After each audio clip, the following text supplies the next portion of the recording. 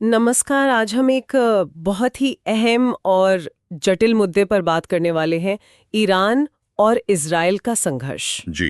ये मध्य पूर्व की शायद सबसे विस्फोटक दुश्मनी है जिसके असर मतलब पूरी दुनिया पर पड़ते हैं। हाँ, तो आज हम कोशिश करेंगे कि इस तनाव की जड़ें क्या हैं, आज असल में ज़मीनी हकीकत क्या है और आगे क्या खतरे हो सकते हैं, इस पर एक गहरी नज़र डालें। बिल्कुल, और ये समझना जरूरी है कि ये सिर्फ कोई बॉर्डर का झगड़ा नहीं है। नहीं, बिल्कुल नहीं। इसे अक्सर छाया युद्ध कहते हैं, मतलब शैडो वॉर।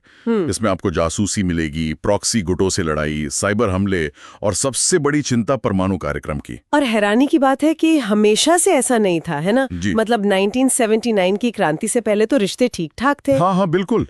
वो इस्लामी क्रांति एक टर्निंग पॉइंट था। जब शाह गए और अयातुल्ला खुमैनी आए तो ईरान का नजरिया इजराइल को लेकर पूरी तरह बदल गया। एकदम उल्टा हो गया। हाँ, उन्होंने इजराइल को पश्चिमी साम्राज्यवाद का प्रतीक माना और खुलेआम ज़ायोनी शासन को खत्म करने की बात करने लगे। और यहीं से वो प्रॉक्सी वाला खेल शुरू हुआ, मतलब हिजबुल्लाह, हमास जैसे गुटों को सपोर्ट करना। एग्जैक्टली।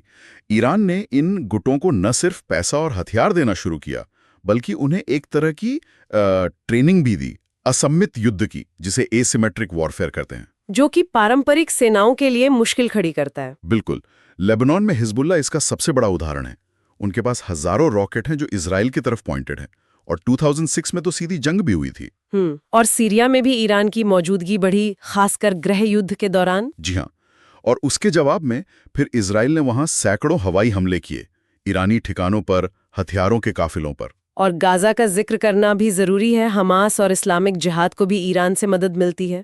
हाँ, लगातार पैसा, हथियार, ट्रेनिंग, सब कुछ। और ये नेटवर्क और भी फैला हुआ है। इराक में शिया मिलिशिया हैं, यमन में हूती विद्रोही। तो इजराइल जो इसे आग का घेरा कहता है, वो इसी संदर्भ में है। हाँ, बिल्कुल।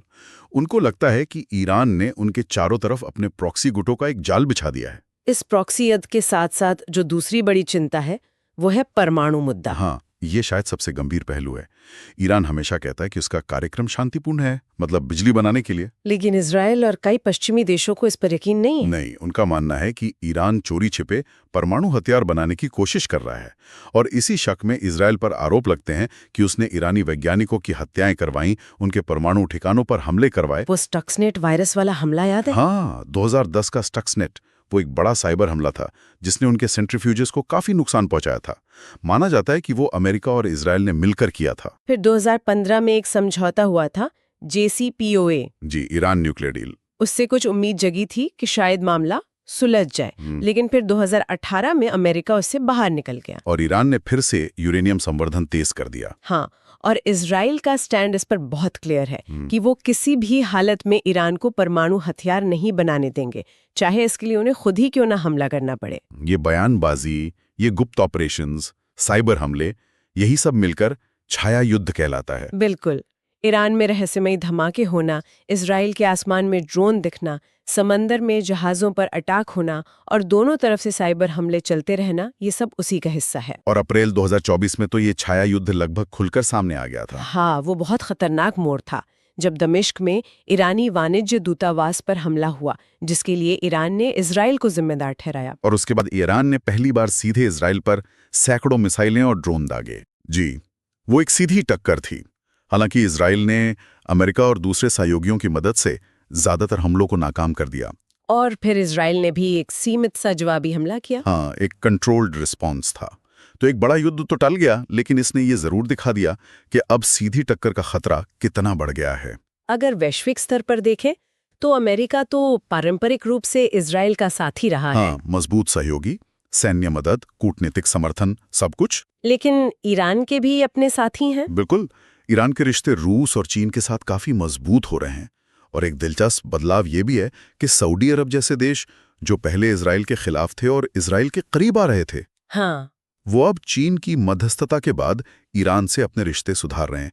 तो ये पूरा समीकरण काफी पेचीदा है। सही बात है। इसका असर सिर्फ मध्य पूर्व तक ही नहीं है। नहीं, बिल्कुल नहीं। इसका असर वैश्विक परमाणु अप्रसार संधि पर पड़ता है, ऊर्जा सुरक्षा पर पड़ता है, शिपिंग रूट्स की आज़ादी पर, साइबर सुरक्षा पर, सब पर पड़ता है। तो कुल मिलाकर अगर देखें तो ये ईरान इजराइल संघर्ष सिर्फ दो देशों का मसला नहीं है, ये पूरे क्षेत्र और दुनिया में जो बड़े तनाव चल रहे हैं उनका एक प्रतिबिंब है। इसमें विचारधारा है, प्रॉक्सी हैं, परमाणु महत्वाकांक्षाएं हैं और ये नया ज़माना मतलब साइबर वॉरफेयर भी है। और स्थिति अभी यह है कि तनाव बहुत ज़्यादा बढ़ा हुआ है। कोई परमाणु समझौता भी अभी लागू नहीं है, सीधी झड़पें भी हो चुकी हैं। तो गलतफहमी से या किसी छोटी सी चूक से एक बड़ा युद्ध छिड़ने का खतरा बहुत ज़्यादा है। हालांकि दोनों ही देश जानते हैं कि एक फुल स्केल युद्ध कितना विनाशकारी हो सकता है। ईरान की अर्थव्यवस्था पर दबाव है, इजराइल को रॉकेट हमलों का खतरा है। हाँ, कीमत बहुत ज़्यादा होगी। तो सवाल यही उठता है कि क्या डिप्लोमेसी, क्या अंतर्राष्ट्रीय दबाव इस टकराव को रोक सकता है, या हम एक और ज्यादा अस्थिर दौर की तरफ बढ़ रहे हैं? और इन सबके बीच उन आम लोगों का क्या जो इस हिंसा के दुष्चक्र में फंसे हुए हैं, ये सोचने